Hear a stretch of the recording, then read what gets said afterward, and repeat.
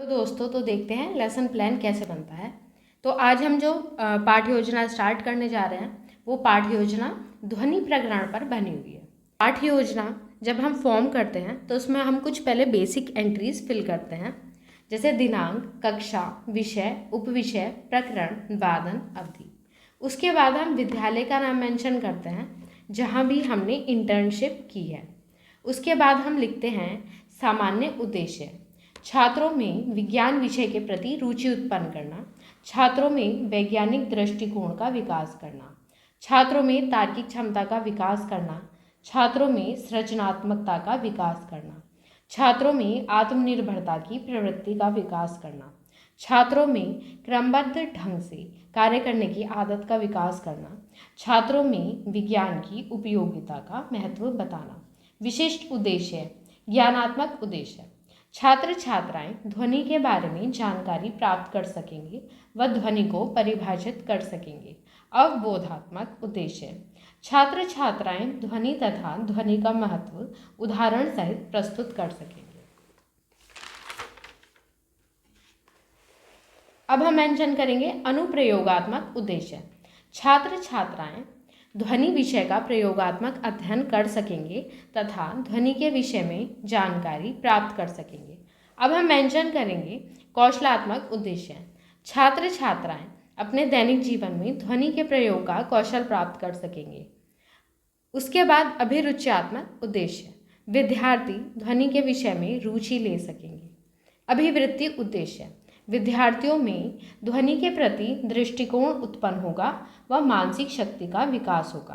पूर्व ज्ञान, छात्रों से अपेक्षा की जाती है कि वे ध्वनि के विषय में सामान्य जानकारी रखते हैं। शिक्षण सहायक सामग्री, गिलास, चम्मच आदि। अब हम मेंशन करेंगे प्रस्ताव। हम कुछ कॉलम्स ड्रॉ करेंगे, जैसे छात्राध्यापक या छात्राध्यापिका क्रिया, छात्र अनुक्रिया, शिक्षण विधि। स्टील का ग्लास व चम्मच दिखाते हुए आप मेरे हाथ में क्या देख रहे हैं? छात्र अनुक्रिया, ग्लास व चम्मच। गिलास व चम्मच आपस में जब टकराते हैं तो क्या होता है? आवाज़ सुनाई देती है। आवाज़ या शोर को वैज्ञानिक भाषा में क्या कहते हैं? ध्वनि। ध्वनि के विषय में आप क्या जानते हैं? समस्यात्मक। जो मैंने यहाँ पर शिक्षण विधि यूज़ की है वो प्रश्नोत्तर विधि है। उसके बाद हम मेंशन करेंगे उद्देश्य कथन। बच्चों, आज आप और हम मिलकर ध्वनि के विषय में विस्तार पूर्वक अध्ययन करेंगे। नेक्स्ट पेज पर हम प्रस्तुतिकरण मेंशन करेंगे। इसमें सबसे पहले लिखेंगे शिक्षण बिंदु। शिक्षण बिंदु में हम सबसे पहला जो शिक्षण बिंदु ले रहे हैं वो ध्वनि है। उसके बाद हम उद्देश्यों का विशिष्टीकरण में लिखेंगे छात्र ध्वनि के विषय में प्रत्यास्मरण कर सकेंगे।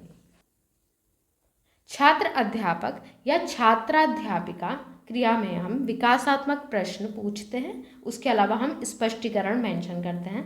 तो प्रश्न नंबर 1, सुबह उठने के लिए हम घड़ी या मोबाइल में क्या भरते हैं? प्रश्न नंबर 2, घड़ी में अलार्म भरने से क्या होता है?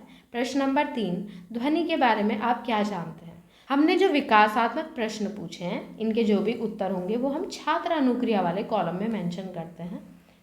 तो इनके जो भी आंसर होंगे वो हमने इस कॉलम में मेंशन करते हैं। उसके बाद हम स्पष्टीकरण लिखेंगे।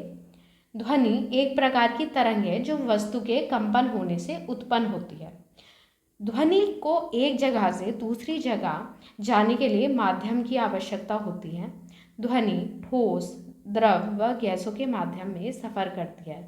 उदाहरण, वृक्षों पर बैठे पक्षियों की चहचहाने की ध्वनि, वाहनों की ध्वनि आदि। वस्तुओं से जो आवाज़ निकलती है उसे ध्वनि कहते हैं। छात्र अनुक्रिया वाले कॉलम में हम मेंशन करेंगे छात्र ध्यानपूर्वक सुनेंगे व महत्वपूर्ण बिंदु को नोट करेंगे। विधि वाले कॉलम में हम मेंशन करेंगे प्रश्नोत्तर विधि और उसके अलावा हम मेंशन करेंगे उदाहरण सहित व्याख्यान विधि व प्रदर्शन विधि। तो यहाँ पर मैंने जो चार्ट पेपर बनाया है तो उसी तरह से आप ड्रॉ कर लीजिएगा। उसके बाद जहाँ भी स्पष्टीकरण एंड होगा उससे नेक्स्ट लाइन को हम फॉलो करेंगे और मूल्यांकन वाले कॉलम में हम मूल्यांकन प्रश्न पूछेंगे। प्रश्न नंबर 1, ध्वनि किसे कहते हैं? प्रश्न नंबर 2, ध्वनि को एक जगह से दूसरी जगह जाने के लिए किसकी आवश्यकता होती है। प्रश्न नंबर 3, ध्वनि किन किन माध्यम में संचरित हो सकती है। इनके जो भी उत्तर होंगे वो हम श्यामपट्ट सार वाले कॉलम में मेंशन करेंगे। उसके बाद हम श्यामपट्ट कार्य वाले कॉलम में एक बोर्ड पेस्ट करेंगे। यहाँ पर हम कुछ बेसिक एंट्रीज फिल करेंगे, जैसे दिनांक, कक्षा, विषय, उपविषय, प्रकरण, वादन और अवधि। उसके अलावा हम एक इम्पॉर्टेंट जो भी लाइन हमें लगती है इम्पॉर्टेंट मेंशन कर सकते हैं इसमें। जैसे मैंने लिखी है, ध्वनि एक प्रकार की तरंग है जो वस्तुओं में कंपन होने से उत्पन्न होती है। अब नेक्स्ट पेज पर हम मूव करेंगे। हम कॉलम्स ड्रॉ करेंगे। शिक्षण बिंदु, उद्देश्यों का विशिष्टीकरण, छात्र अध्यापिका क्रिया या छात्र अध्यापक क्रिया। शिक्षण बिंदु इस बार हमने लिया है ध्वनि का संचरण।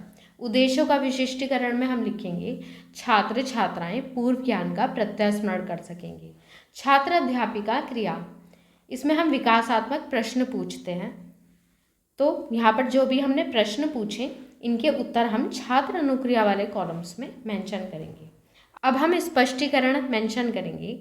ध्वनि के संचरण के लिए माध्यम, ठोस, द्रव, गैस की आवश्यकता होती है। ध्वनि का संचरण निर्वात में नहीं हो सकता है। ध्वनि की चाल ठोसों में सर्वाधिक होती है। जब किसी वस्तु से ध्वनि निकलती है तो उस वस्तु के आसपास के माध्यम के कणों में कंपन शुरू होता है। सबसे पहले नज़दीक वाले कणों पर बल लगने से उनमें कंपन शुरू हो जाता है। इस प्रकार एक कण से दूसरे कण से होते हुए ध्वनि संचरित होती है। उद्देश्यों का विशिष्टीकरण में हम लिखेंगे छात्र ध्वनि के संचरण के विषय में जानकारी प्राप्त करेंगे। छात्र अनुक्रिया वाले कॉलम में हम मेंशन करेंगे छात्र छात्राएं ध्यानपूर्वक सुनेंगे व महत्वपूर्ण बिंदुओं को नोट करेंगे। जो हमने विधि यूज़ की है वो प्रश्नोत्तर विधि है और व्याख्यान विधि है।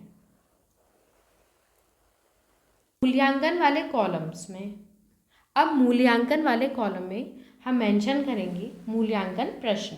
प्रश्न नंबर 1, ध्वनि का संचरण किस में नहीं होता। प्रश्न नंबर 2, ध्वनि की सबसे ज़्यादा गति किस में होती है। प्रश्न नंबर 3, ध्वनि के संचरण के लिए किसकी आवश्यकता होती है। अब जो भी इन प्रश्नों के उत्तर होंगे वो हम श्यामपट्ट सार वाले कॉलम में मेंशन करेंगे।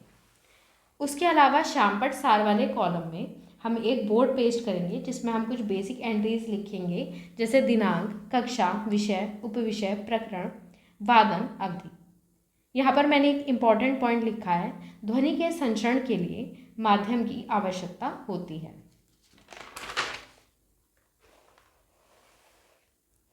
नेक्स्ट पेज पर हम लिखेंगे शिक्षण बिंदु, उद्देश्यों का विशिष्टीकरण, छात्र अध्यापिका क्रिया, छात्र अनुक्रिया, विधि प्रविधि व सहायक शिक्षण सामग्री, मूल्यांकन और श्यामपट्ट सार।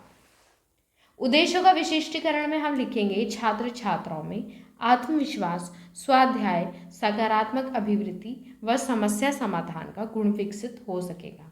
छात्र अध्यापक या छात्राध्यापिका क्रिया में हम मेंशन करेंगे कक्षा व निरीक्षण कार्य। छात्र व छात्राएं श्यामपट्ट पर लिखे कार्य को अपनी उत्तर पुस्तिका में नोट करेंगे या उतारेंगे तथा छात्राध्यापिका घूमकर कक्षा का निरीक्षण करेंगी व साथ ही अनुशासन। अब हम पुनरावृत्ति प्रश्न पूछेंगे। प्रश्न नंबर 1, ध्वनि किसे कहते हैं। प्रश्न नंबर 2, ध्वनि किन किन माध्यम में संचरित हो सकती है। गृह कार्य, प्रश्न नंबर 1, ध्वनि की सबसे ज़्यादा गति किस में होती है। प्रश्न नंबर 2, ध्वनि का संचरण किस में नहीं होता। प्रश्न नंबर 3, ध्वनि के संचरण के लिए किसकी आवश्यकता होती है। छात्र अनुक्रिया में हम मेंशन करेंगे छात्र ध्यानपूर्वक कार्य को नोट कर रहे हैं, और जो प्रविधि वाले कॉलम में हम मेंशन करेंगे प्रश्नोत्तर विधि। तो इस तरह से लेसन प्लान कंप्लीट होता है। अगर आपको ये वीडियो पसंद आई तो वीडियो को लाइक कीजिए और मेरे चैनल को सब्सक्राइब कीजिए।